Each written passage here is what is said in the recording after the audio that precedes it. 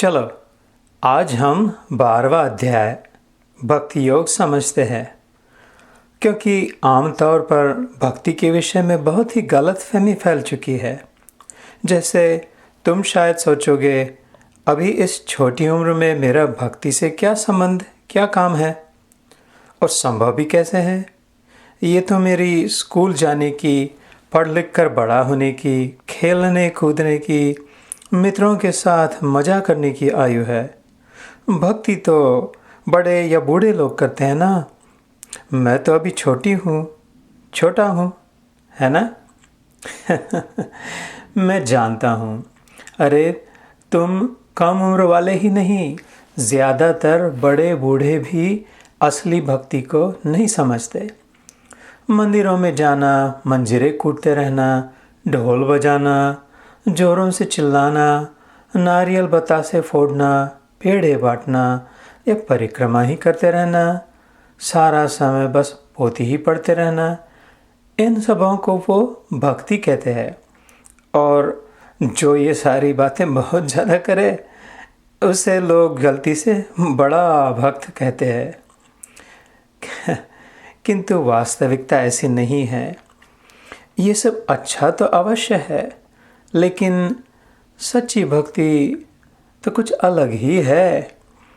आंतरिक प्रेम, दया, क्षमा, शांति, सब में सद्भावना, संतुलित जीवन, हर परिस्थिति में सदैव स्थित रहना, चिड़चिड़ापन बिल्कुल नहीं करना, स्वच्छ और सतर्क रहना, अपने कर्तव्य कर्म को हो सके उतनी अच्छी प्रकार से करना, गंभीर मन से कोई हट, जिद, अटक खटक न रखकर सहज, शांत और सरल स्वभाव से मुझ ईश्वर के सगुण साकार स्वरूप को, अर्थात जिसका नाम और रूप है, जैसे मैं कृष्ण, राम, शिव आदि सब में बसा देखकर सभी के साथ प्रेम का व्यवहार करना, अपने से पहले और अपने से ज़्यादा औरों को महत्व देना, अपने अहंकार को नहीं बल्कि मुझ परमेश्वर को प्रमुख मानकर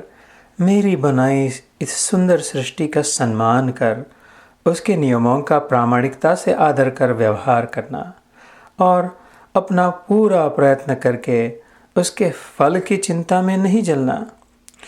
मुझ पर पूर्ण विश्वास रखना कि तुम्हारे संपूर्ण जीवन के सर्वांगीण विकास के लिए अंत में जो सबसे अच्छा है वही होगा। ऐसी सुंदर समझ ही सच्ची भक्ति है, ये पक्का समझना। जैसा मैंने इस अध्याय में अर्जुन को समझाया था, श्रेयो हि ज्ञानम अभ्यासात् ज्ञानात् ध्यानम विशिष्यते, ध्यानात् कर्म फलस्त्यागात्, त्यागात् शांतिर अनंतरम।